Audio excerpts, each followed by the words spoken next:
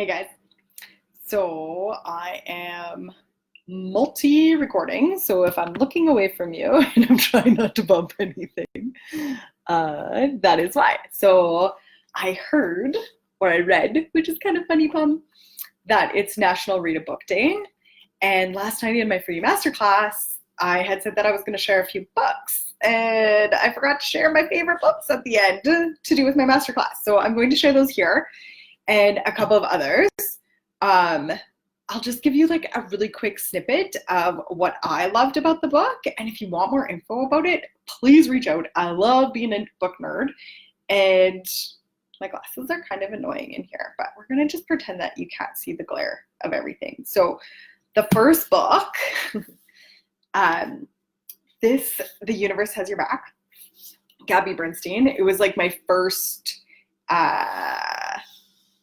time that I ever really read anything about spirituality and started to really learn about spirituality, without even knowing what spirituality was, or it's a little bit woo.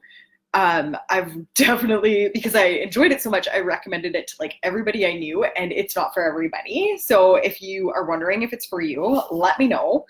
And we can chat about it, whether I think it would be a good fit for you or not. I have a lot of dog-eared pages, and it's really just about trusting and surrendering to the universe or God, or like insert your own belief system there, and it can really go for everybody. It doesn't have to mean that you're against religion if you're against spirituality altogether. I really think it's a good read. The other one that I recommend to everybody is The Five Love Languages. So this book I had heard of so many times. It's by Gary Chapman. It's #1 New York Times bestseller. And I didn't realize that it was about couples. I ordered a whole bunch of books off Amazon. And if I had realized that it was about couples, I probably wouldn't have bought it because I wasn't feeling like Blake and I were in a tough place by any means. But I'm so glad I did, and I'm so glad I stuck with it. Super light, easy read. If you don't know your love languages, you need to read this book. It's really great. It has a little quiz at the back about your love languages. I was actually super surprised by mine, which I won't tell you until after you read the book, and then let's chat what our love languages are. But I think it's just a really good way to know how to support your spouse or your friends. You'll start to realize what other people's love languages are just by reading the book, and it's super simple. It gives you scenarios. It's a really light read. Anybody can read this book, even if you're not into personal development books, because sometimes they can get a little heady, right? Which leads me into this guy, Breaking the Habit of Being Yourself by Joe Dispenza, Dr. Joe. He's super amazing. If you don't know who he is, like YouTube him or Google him. He's a neuroscientist. He was a chiropractor. He really talks about everything that goes on inside of your body, and belief systems and meditation and all of that. It's a really, really good book, but it is a little bit, I bought it a couple of years ago, tried to read it, kind of read it, quit reading it, and then picked it up again in the fall and like devoured it and refer back to it on a regular basis. I will read this again by the end of this year in its entirety, because it's super powerful and you get something new every single time out of it. If like neuroscience, quantum physics, brain chemistry, all those kinds of things, biology and genetics are fascinating to you, this is a good one, okay? For last night, we were talking a lot about visualization and the law of attraction, and that is something that is really up my alley. And I have it, interesting that I have it dog-eared here on a certain spot, but this is one of my top faves too. This is Esther Hicks, The Law of Attraction. She has, if you're going to buy a book by her and him, I would buy the trio. She has a trio book, and I wish I had bought that one instead of just this one, because it's all about all the things instead of just the law of attraction.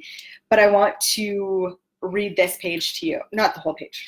I'm just going to nugget it for you. Let's not get crazy. I'm not going to read you a whole page. But so last night with visualization, we were talking about when we are visualizing things, we need to let go of belief systems and not worry so much about everything and how things are going to happen. We need to just think about them happening. So stop worrying about the how, just worry about the what, okay? And so the page that I opened here to read to you is attention to what is only creates more of what is.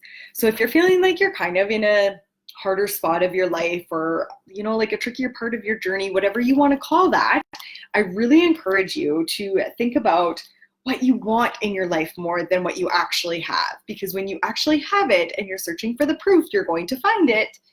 Another one on law of attraction is this one, and I would have never bought this because I find it to be a cheesy cover, and I'm kind of in, like, I don't mean to be superficial that way, but like I don't like when books look cheesy. And some of these look cheesy too. I think all books should just look like this. I don't want to like judge a book by its cover.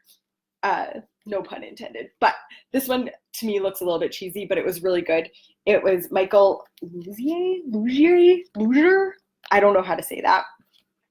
It gives you a lot of activities, if the law of attraction, to go through. So he gives you a little bit of the science behind it, a little bit of the theory, all of that, but then he gives you real tools to work through. I read this book in a week, less than a week, like 3 days, I think, camping. And then I handed it over the campfire to Blake and said, okay, now you have to read this because it was so good. And so we both read it within a week, and we should actually go back to it again, because I think really good books like that it's really important to reread those books instead of just searching for the next best thing. And that's actually going to be a point I'm going to touch on for a second here too. If you find yourself reading all of the time, and I'm all about personal development and reading to improve your life and listening to podcasts and YouTubes and trainings and all of the things, but I really encourage you to apply those things. That is where the magic happens, guys. That's where you see the shifts. That's where the things start to change.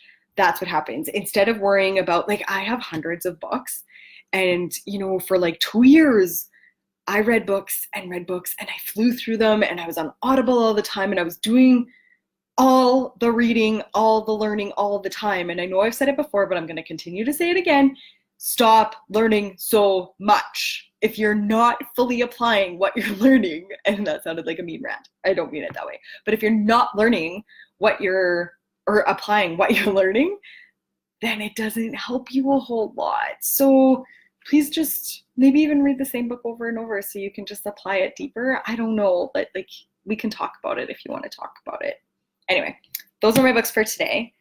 Let me know if you're interested in hearing about more books, because I definitely have tons that I really liked. And I would maybe, if you guys are interested, like to start sharing a little bit more in depth about them.